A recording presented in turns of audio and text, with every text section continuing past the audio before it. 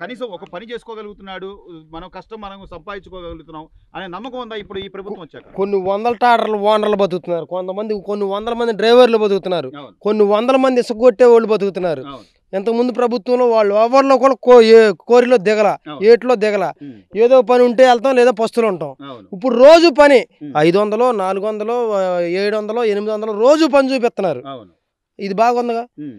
సంవత్సరానికి 13,000, 10,000 ఇస్తే మట్టికి అవి ఉండవు కదా. ఇది రోజు పని చేసుకుంటారు, రోజు కూరగాయలు తెచ్చుకుంటారు. అది ఒకసారి కూరగాయలు తెచ్చుకుని ఇంటే పెట్టుకోలేరుగా. బాగుంది. మీరు అన్నట్టన్నా అప్పుడేదో 10,000 ఇచ్చాం, 15,000 ఇచ్చాం అంటే ఆ డబ్బులు కూడా ఎవరైనా మందు రేట్లు పెంచేసి, కరెంటు బిల్లులు పెంచేసి అన్ని మన మీద భారం వేసే కదా జగన్మోహన్ రెడ్డి గారు పంచింది అప్పుడు కూడా. అవును, అది కొంతమందికి అవును భారం వేసినా వేయిపోయినా ఇప్పుడు అవి ఇవ్వకపోయినా మాకు హ్యాపీగా ఉంది. ఎందుకంటే ఏదో పని చేసుకుంటున్నాం, రూపాయి వస్తుంది. మాకు పని చూపించాడు ఆయన. అప్పుడు పని లేదు, భారం అయ్యింది. అవన్నీ ఎక్కడి నుంచి వచ్చిన డబ్బులు? మందు కొనుక్కుంటా డబ్బులు లేవు. ఇప్పుడు 400 పని చేసుకుంటే 100 రూపాయలు ముందు 300 ఇంటికి ఎత్తుకెళ్తున్నాడు. అప్పుడు ఆ పని లేదు. అంటే ఇంత కళ్ళ ముందు కనపడుతుంది, ప్రజలంతా పనులు చేసుకుంటున్నారు, ఇసుక ఉచితం చేశారు, ఫ్రీగా అందరూ చక్కగా తోలుకుంటున్నారు. అయినా కూడా వైసీపీ నాయకులు కానీ వైసీపీ వాళ్ళు కానీ అసలు అంతా అరాచకం జరుగుతుంది, ఇసుక దోపిడీ జరుగుతుంది, ఈ మాటలు ఇంకా జనాలు నమ్ముతారంటారు వాళ్ళ మాటలు. అవన్నీ ఉత్తమ మాటలు. ఇదండి కలుపుతాం, ఎవరో ఏదో రకరకాలుగా చెప్పుకుంటారు. ప్రస్తుతానికైతే లేబర్ అనేవాడు బతుకుతున్నాడు. అది సో ఏనా ఇసుక దొరికితే సిమెంట్ అంటే అవన్నీ ఖర్చులు అవుతాయి, బాగానే ఉంటుంది.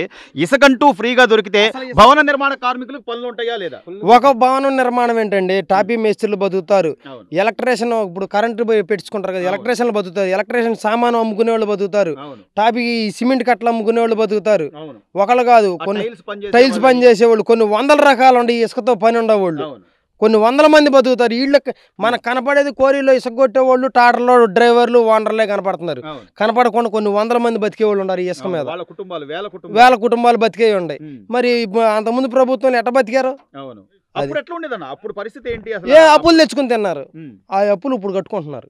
అప్పుడు ట్రాక్టర్ ఇసుక గానీ లారీ ఇసుక గానీ ఎంత ఖర్చు? 7,000, 8,000 టాటర్ ఇసుక 8,000. మరి ఇప్పుడు నిండా 2,000 లేకముందు ఇంటికి వచ్చి పడిపోతుంది. 2,000 కూడా లేదు. ట్రాక్టర్ ఆయిల్ ముఠాకు గడితే ఆ పని వచ్చి ఇంట్లో పడుతుంది. చంద్రబాబు నాయుడు గారు అంటే కేవలం పని కల్పించాలి, వాళ్ళ పని వాళ్ళు చేసుకొని వాళ్ళ కాళ్ళ మీద వాళ్ళకి నిలబడాలి, వాళ్ళ స్వయం కృషితో వాళ్ళు బతకాలి అనుకునే ఆయన ఆలోచనలు కానీ, లేకపోతే రోడ్లు నిర్మాణాలు, రవాణా వ్యవస్థ ఇవన్నీ చేయడం కానీ అసలు ఇది కావాలంటావా? లేకపోతే ఏదో ఏమండి డెవలప్మెంట్ కావాలి, రోడ్లు పోస్తున్నారు, డెవలప్మెంట్ చేస్తున్నారు. రోడ్డు బాగుంటే మనం వెళ్ళి సేపుగా ఇంటికి వస్తామని గ్యారెంటీ ఉంది. రోడ్డు బాగోనప్పుడు సుఖమే ఉంది. అంతేగా. కుటుంబ పెద్ద రోడ్డు మీద మరణిస్తే రోడ్డు మీద కుటుంబం మొత్తం రోడ్డుని పడ్డట్టే.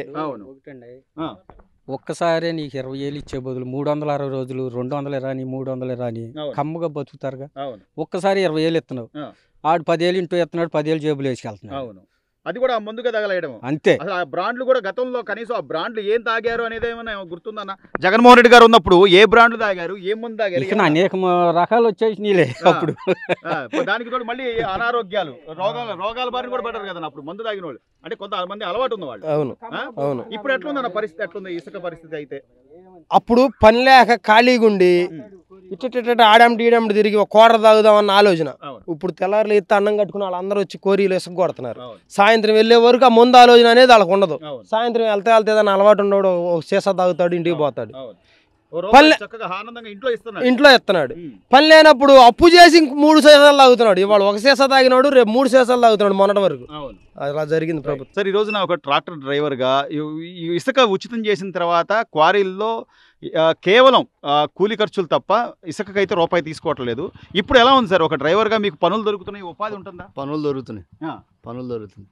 ఎంత పడుతుంది సార్ ఇసుక? ఇప్పుడు ఒక ట్రాక్టర్ ఇసుక అంటే ఎంత పడుతుంది? 1,500 పడుతుంది. 1,500.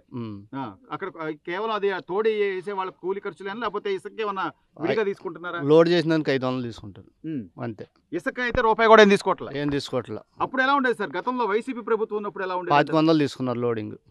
అదే అంటే అదే ఇంటి దాకా చేరేపాటికి 5,000 అయ్యేది. 5,000 దాకా అయ్యేది. 5,000 అయ్యేది. చాలా మంది ఇళ్లు కట్టుకోలేక కానీ ఏదైనా కానీ ఇబ్బందులు పడ్డారా లేదా సార్ గతంలో? పడ్డారు. ఇప్పుడు ఈ ప్రభుత్వం వచ్చిన తర్వాత చంద్రబాబు గారు వచ్చాక ఎలా ఉందంటారు? బాగానే ఉంది. ఇప్పుడు ఇసుక అయితే ఈజీగానే దొరుకుతుంది. ఇల్లు కట్టుకోవాలన్నా భవన నిర్మాణ కార్మికులు కూడా పనులు ఉంటాయి అనుకోవచ్చా? ఉంటాయి, అందరికి ఉన్నాయి పనులు. సో ఇప్పుడు బానే ఉంది. ఇసుక గురించి అయితే ఇబ్బంది లేదు, ఇబ్బంది ఏం లేదండి. మరి అసలు వీళ్ళు అంత ఇసుక దోపిడీ జరిగిపోతుంది, అంత అరాచకం చేస్తున్నారని చెప్పి వైసీపీ వాళ్ళు అంటున్నారు. అంత వాస్తవమే లేదు, అదేం లేదు అసలు, అన్ని అబద్ధాలే. అదండి. సరే, ఈ రోజున ఇసుక క్వారీల్లో పనులు చేసుకోవడానికి కానీ లేకపోతే ట్రాక్టర్ డ్రైవర్లను కానీ ట్రాక్టర్లకు కానీ చాలా వరకు ఉపాధి దొరుకుతుంది.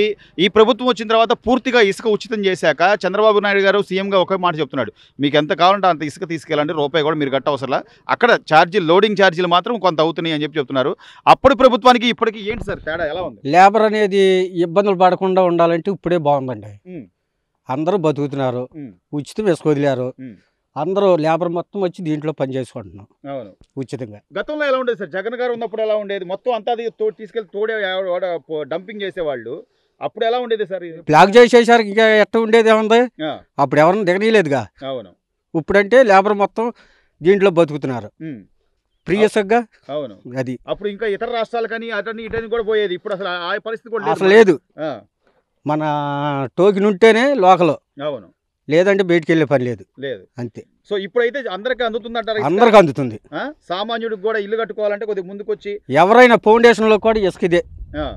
ఇటు వరకు ముక్క చెక్క వేసేవాళ్ళు ఇప్పుడు ఈ ఇసుకతోనే నింపుకుంటున్నారు. ఎక్కడైనా పై అధికారుల నుంచి కానీ పోలీసుల నుంచి కానీ ఒత్తిడి ఏం లేదు, డబ్బులు ఇవ్వండి అనే అసలు ఏదైనా బెదిరింపులు కానీ ఏం లేదు, అంతా బ్రహ్మాండంగా ఉంది. సో చంద్రబాబు గారు వచ్చాక ఎట్లా ఉందంటావు? చాలా బాగుంది. అది ఏంటన్నా మీరు గమనించింది? చంద్రబాబు గారు వచ్చాక లేబర్కి పని దొరుకుతుంది కండి, అది చాలదా? ఇంకేం కావాలి? అంతేగాని ఉచిత పథకాలను లేకపోతే ఆ పథకం ఇస్తా ఏం లేదు, అవన్నీ జరిగే కాదు, పెట్టే కాదు, కానీ లేబర్కి పని శుభ్రంగా దొరుకుతుంది, అది కావాల్సిందే. సో పని చేసుకుని ఒక రూపాయి కష్టపడి అంతే అంతే.